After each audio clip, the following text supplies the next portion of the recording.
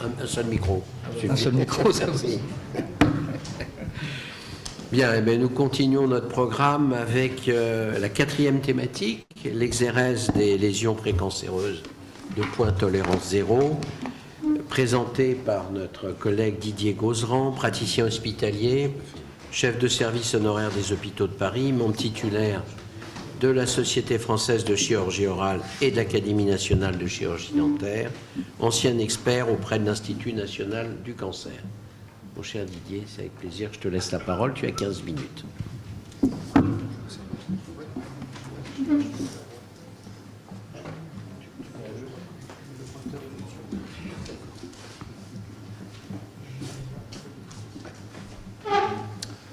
Monsieur le Président, Mesdames et Messieurs, mes chers consoeurs, mes chers confrères, par rapport à tout ce que j'ai vu tout à l'heure, mon topo va être beaucoup plus simpliste, chirurgicalement parlant. Mais c'est un sujet d'importance auquel je tiens beaucoup. J'ai parlé de tolérance zéro, ce sera 3 niveaux. Le premier niveau, c'est face à des lésions suspectes qui sont considérées actuellement comme potentiellement malignes.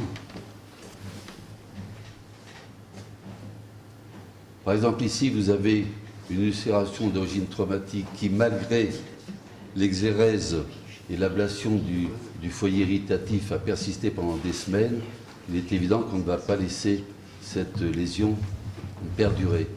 Ici, une lésion d'origine traumatique sur une prothèse complète à la mandibule, dont on voit la crête édentée ici, qui persiste aussi depuis des semaines et des semaines, qui est kératosique, un petit peu érosive et qui est tout à fait suspecte.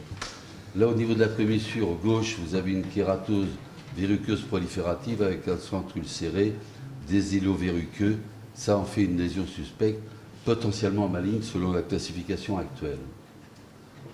En haut à gauche, vous avez ici une kératose au niveau du voile du palais qui est d'origine virale. On a retrouvé du HPV-16, dont vous savez le potentiel oncogène de ce virus.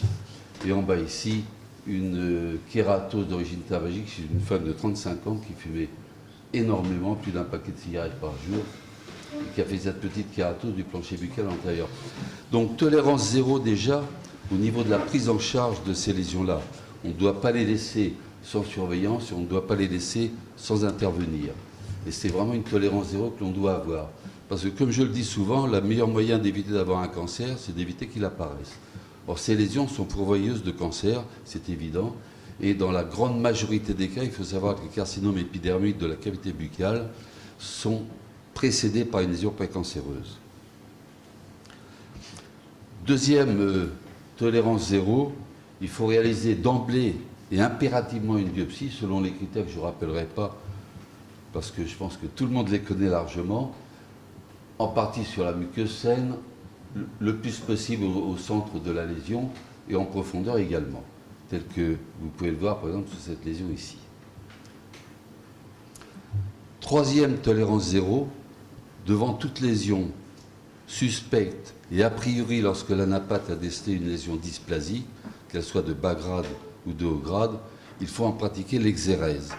Parce que même sur cette lésion suspecte ici, rétrocommissurale droite, qui est une kératose inhomogène avec des îlots verruqueux ici par endroits, des zones érosives, et qui peut vraiment faire le lit d'un cancer ultérieur, malgré la biopsie qui est bénigne, l'anapathe a diagnostiqué une candidose d'origine, une kératose inhomogène d'origine candidosique. On trouve ici, dans la partie superficielle de l'épithélium, tous les filaments mycéliens. Il faut en pratiquer l'exérèse. Ça me semble tout à fait fondamental. Alors l'exérèse, je ne vous rappellerai pas, elle est faite à distance, aussi bien en épaisseur qu'en profondeur.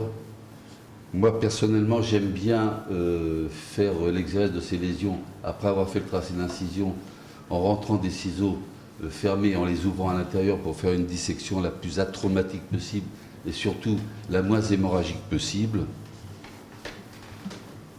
Sur cette lésion, vous voyez, on passe largement à distance jusqu'au plan profond du buccinateur, et ça c'est juste après l'intervention. Et vous voyez qu'il n'y a plus aucun saignement quasiment. En plus, ça évite de faire des coagulations de blessures électriques qui ne sont pas très agréables pour le patient et qui en plus prolongent le temps opératoire. Ensuite, par décollement au ciseau toujours de la muqueuse environnante, on va faire une suture rapprochée, sans tension du tout, avec une cicatrisation qui sera très correcte au bout de 4 ou 5 jours déjà.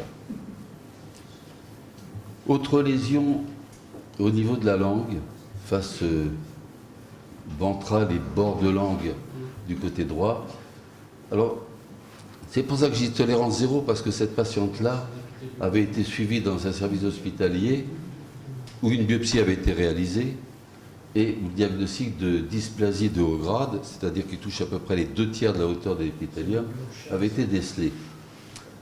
Et dans les suites, devant la surveillance, on lui a dit, écoutez, on va surveiller la lésion, voir si elle n'évolue pas, et si éventuellement on est obligé d'intervenir ultérieurement.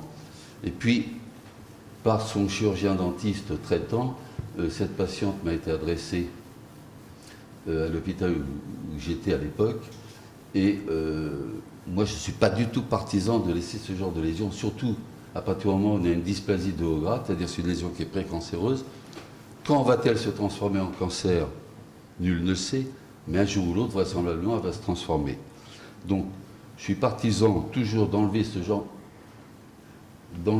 de lésion, très à distance par contre, avec au minimum 5 mm de marge, avec un fil de repérage, de telle sorte que si l'anapathe me dit à tel endroit, et par exemple à 9 heures, il y a une persistance des cellules néoplasiques, à ce moment-là, je sais à quel endroit je vais reprendre, et ça, tout le monde le sait.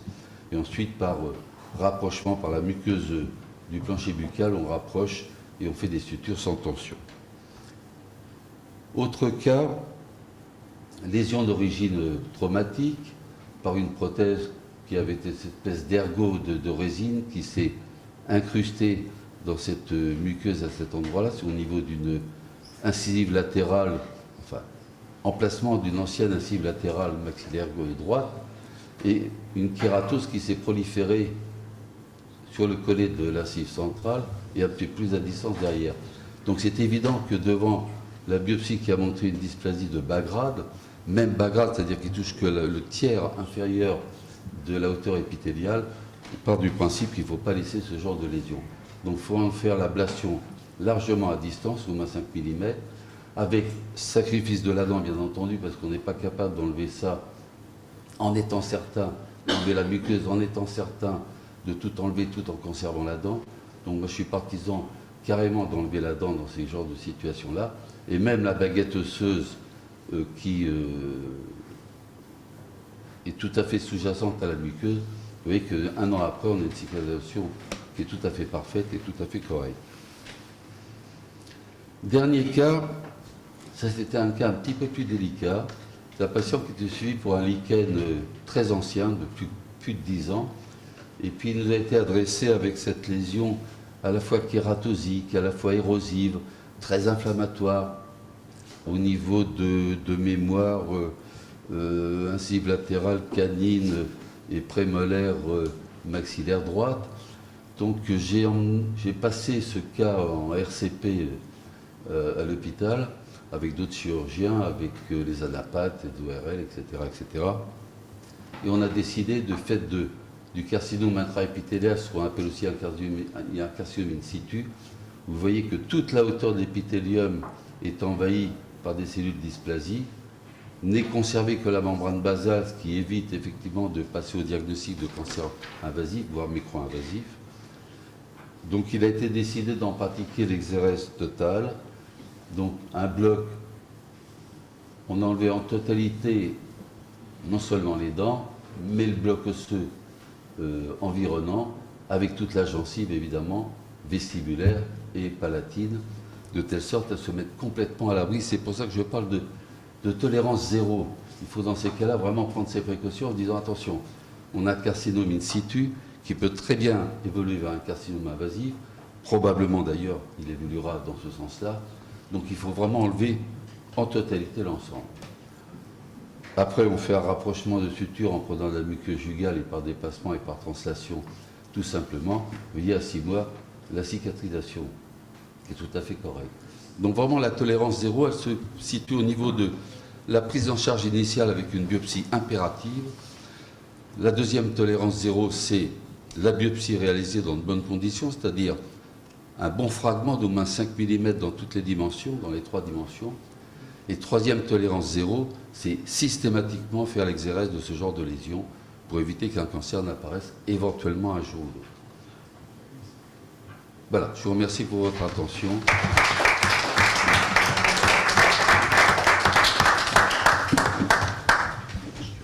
Merci au docteur Gauzeran pour cette intervention complémentaire sur la dermatologie buccale et les lésions précancéreuses. Et je tiens à rappeler à ce niveau-là que le chirurgien dentiste généraliste a un rôle fondamental à jouer dans le dépistage primaire et secondaire des lésions potentiellement malignes de la cavité buccale, puisque c'est lui, finalement, qui en voit le plus au niveau de la population générale. D'autre part, je précise également que donc, cette pratique de la dermatologie buccale fait entièrement partie du champ d'activité du chirurgien oral. Voilà. Est-ce qu'il y a des questions dans la salle, s'il vous plaît? J'avais 2 questions pour vous. La première, est-ce que vous pourriez nous rappeler la différence entre le lichen et la kératose? Ce n'est pas très clair pour moi, en tout cas. Et la deuxième question, c'est vous nous avez présenté un cas de candidose avec une biopsie qui était pas alarmante. Est-ce qu'il y avait une place pour un traitement médical de cette candidose et une surveillance plutôt que de pratiquer une exérèse d'emblée? Alors déjà, pour répondre plus rapidement à la deuxième question, parce qu'elle va être rapide, dans mon expérience de plus de 40 ans maintenant de la pratique de la dermatologie buccale et de la chirurgie qui s'y accompagne, j'ai essayé de traiter au tout début les candidoses par des antifongiques, comme le triflucan par exemple, qui est très efficace sur les candidoses classiques, mais qui n'a aucune efficacité sur ce genre de lésions. Dans la mesure où, en plus, la biopsie, c'est un moment, c'est un endroit que l'on prend qui n'est pas forcément représentatif de toute la lésion. On peut très bien avoir ailleurs une dysplasie de bas grade, voire de haut grade. Bon, là, la NAPAT a confirmé que la pièce totale était en tissu sain, que tout avait donc été retiré et que l'ensemble était tout à fait bénin. Donc, moi, personnellement, il faut retirer systématiquement ces lésions-là parce qu'un jour ou l'autre, et ça encore c'est mon expérience qui le montre, elles peuvent se transformer en lésions précancéreuses et après au-delà, bien entendu. Première question, la kératose et le lichen. Alors, le lichen est rapidement, parce que ça peut être très long, le lichen est une maladie cutéano-muqueuse inflammatoire qui peut se présenter sous forme de kératose ou sous forme érosive, voire ulcérée. On a deux parties dans le lichen. Il y a des lichens non kératosiques et des lichens qui sont kératosiques. La kératose, je ne vous explique pas ce que c'est. Vous savez ce que c'est? D'accord. Donc voilà, vous avez 2 formes de lichens. Des lichens kératosiques et des lichens non kératosiques. Non, à savoir que, pour préciser les choses, que vous en la cavité orale, des kératoses qui ne sont pas d'origine lichenienne. On a des kératoses tabagiques, notamment, voire des kératoses induites par certains traitements médicamenteux.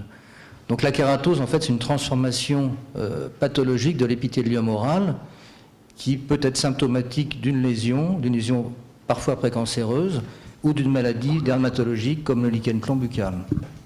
Est-ce que ça a répondu à vos interrogations? Vous avez des kératoses qui sont d'origine fongique, des kératoses qui sont d'origine virale, comme le cas que je vous ai montré tout à l'heure, des kératoses qui sont d'origine traumatique, des kératoses qui sont idiopathiques, pour lesquelles on ne retrouve aucune cause. Et toutes ces kératoses-là, en fonction de l'étiologie, ont des propensions à la transformation maligne tout à fait variables. Les kératoses idiopathiques, par exemple, elles ont une propension de 40% de transformation maligne. Par contre, au niveau du lichen plan, on est... Alors les chiffres sont très variables en fonction des études, mais en gros ça tourne autour de 5%. Une kératose d'origine tabagique a à peu près 40 à 50% de potentiel à la transformation maligne. Vous voyez que c'est une famille très très variable dont il faut trouver la cause. Oui, pour rebondir sur cette question, si la biopsie dans le cas de la candidose montre qu'il s'agit d'une candidose, faites-vous quand même la biopsie ou essayez-vous quand même un traitement médical même si celui-ci est peu actif? Non, pour compléter la question précédente, je ne fais plus de traitement médical.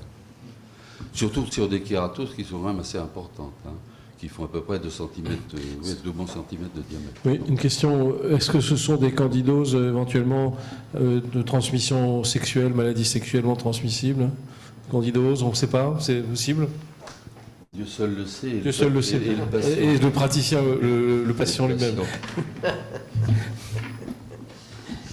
En tous les cas, le traitement médical de candidose, c'est important que contestiez complètement l'efficacité du traitement médical d'une pathologie qui est considérée comme bénigne.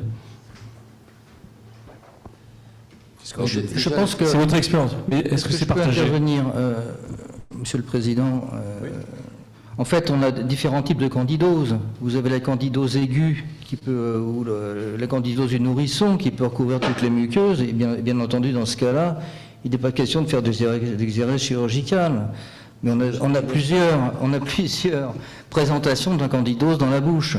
Alors si on a une lésion localisée qui est effectivement surinfectée au candidat, là, effectivement, l'indication peut être une exérèse chirurgicale. Mais les candidoses post-antibiothérapie, par exemple, elles peuvent se traiter de façon tout à fait médicale, bien entendu.